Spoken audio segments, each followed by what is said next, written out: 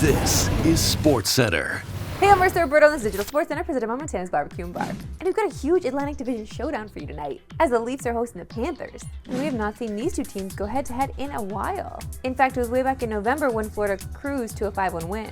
As the Atlantic Division title could be on the line, the Panthers and Leafs find themselves in a 3-team race for the top of the division, alongside the Lightning. And after all three of these teams loaded up at the deadline, it's pretty clear that none of them want to play each other in the first round. So it makes that one seed as important as ever. Florida's got a 2-point advantage as of today. But checking the odds on FanDuel, they're pretty heavy favorites. The Leafs are right behind them, and with a win tonight, those odds will definitely be shortening. And there are a few reasons why Leaf fans should feel good about their chances. For one, Toronto has had a ton of success against Florida in games played in Toronto. They've won 11 of their last 13, with an impressive goal differential of plus 22, which is a tasty number, no?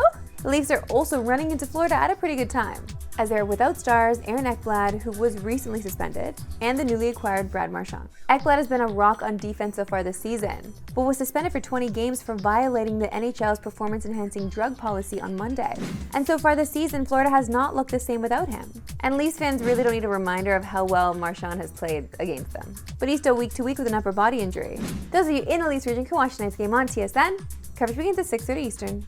You know, I don't like to break too much before any kind of matchup with the Leafs, especially against Florida, but it's just so exciting to watch, and this one's going to be good. To the NFL, and most of the free agent dust has settled, except for one name. One name I bet you can guess. Who just loves being in the limelight as long as possible. My God, how many times have we said his name on the show? Well, we're saying it once again because that guy is Aaron Rodgers. Because he needs to make a decision between the Steelers and Giants. We're on day 4 of Rodgers' watch.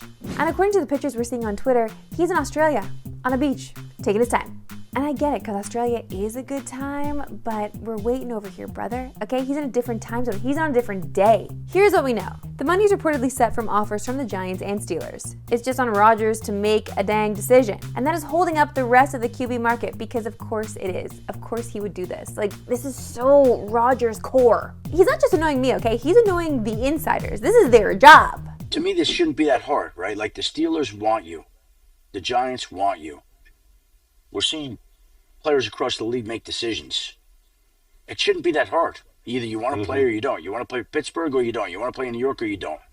Like, sure, what are you going to have for lunch? You're going to make a decision, you're going to drag it out for 4 days, 5 days, a week. Like, it's not that hard. Make the decision and live with it. In other words, Schefter's saying he's an agitator. And according to Peter Schrager of Good Morning Football, this could still take some time. This is the dance partner you're dancing with. He's going to go at his own timeline, and you know that going in. Yesterday, widely, it was reported that Rodgers was going to have some decision by the end of the day. I was on our show, Good Morning Football. I'm like, this might take a week. This might take 2 weeks. This might take 3 weeks, 4 weeks. And I was being sarcastic about 2 weeks, 3 weeks, 4 weeks. But it certainly wasn't going to happen on the timeline of NFL reporters in the New York market or NFL reporters in the Pittsburgh market. It's going to happen on Aaron Rodgers' timeline. Oh, boy. Listen, if we know anything about Aaron Rodgers is that he loves to troll. He loves the attention that media gives him. He loves when people talk about him. Look at us just feeding the ego. I am now part of this machine feeding the constant ego that is Aaron Rodgers. So hope you're happy, Aaron. I hope you're living it up on the beach and just laughing and lying, okay? Laughing and lying. Time now for my favorite segment on yours that we love sports today. Why we love sports today. And you have to hear this unreal story from Matt Stafford, who was on the New Heights podcast, telling a story about Aaron Donald working out with a Make-A-Wish kid. He's a maniac in the weight room, right? I'll never forget, we had a Make-A-Wish kid had been my dream is to go be with Aaron Donald for a day kind of thing. And thankfully this kid at that point had kind of beaten the odds and had beaten the cancer that he had, I believe, and was really awesome on the mend. And it was really cool. He came in and you're like, oh man, this guy's doing good, right? High school kid, bigger kid, loved to play football. And AD was like, cool, come work out with me, right? I'm walking by, I'm like, yo, what's about to go down? Yeah, right? I'm over there doing banded something, and 30 minutes in, and AD's just ripping curls out. Next thing you know, this kid is puking in the trash can. Oh, God. And I'm like, AD, can you please have a little couth, a little understanding? The kid got what he wanted. You want to be AD, you got to work like AD.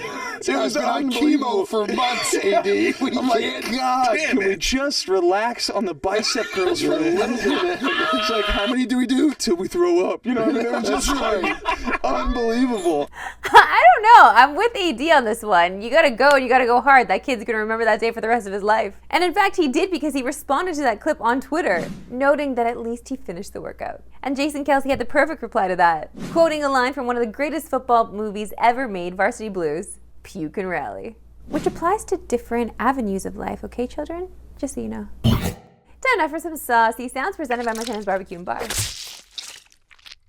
And before we get to our sound, let's first take a trip down memory lane. Way back in 2003, this Anthem singer struggled with the anthem. So then Blazers coach Mo Cheeks came out to help her.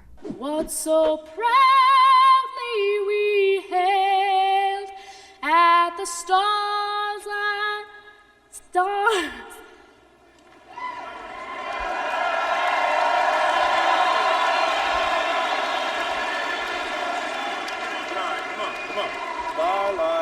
Stars like last gleaming, whose broad stripes and bright stars through the perilous fight.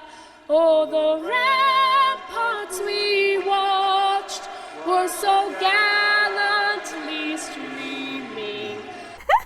Honestly, what a gentleman. Well, guess what? Yesterday in Portland, they brought her back, with Mo Cheeks even in the audience to witness. What so proudly we hailed at the twilight's last gleaming. This is so sweet. I love a little redemption story, especially decades later. Also sounds like she married an Italian. Love it, girl. Welcome to the family. But it would have been that much better if Mo actually came out on the court as well, just to help her with the rest, you know? After singing the anthem, she spoke about what that first anthem meant to her. It was extremely meaningful. I mean, at that age, 13, I was made fun of a lot, but that moment has given me so much courage to keep going throughout my entire life in any kind of, situation where I've struggled. And yeah, I can face all my fears and I never give up. That's all for me today. We'll see you back tomorrow at 3 Eastern. No Pacific. Have a good one.